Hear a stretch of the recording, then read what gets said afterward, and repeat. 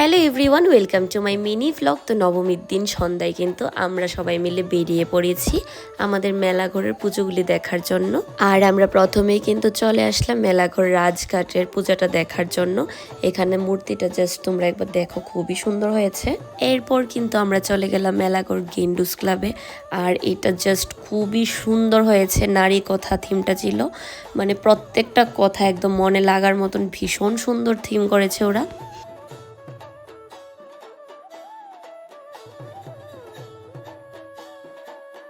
আর এটা দেখার পর কিন্তু পরপর আমরা অনেকগুলি পূজা দেখেছি। তারপর কিন্তু দেখা হয়ে গেছে মিষ্টি আন্টির সাথে, আর সাথে ভাইও ছিল।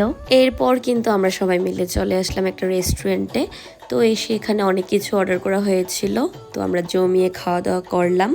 তো বাস এইভাবেই আমরা নবমীর দিনটা কাটালাম, খুবই এনজয় করলাম, খাওয়া দাওয়া করলাম। তো তোমাদের পূজাগুলি কীরকম কাটলো অবশ্যই কিন্তু কমেন্ট করে জানিও। দেখা হচ্ছে একটা নতুন ব্লগের সাথে। টাটা।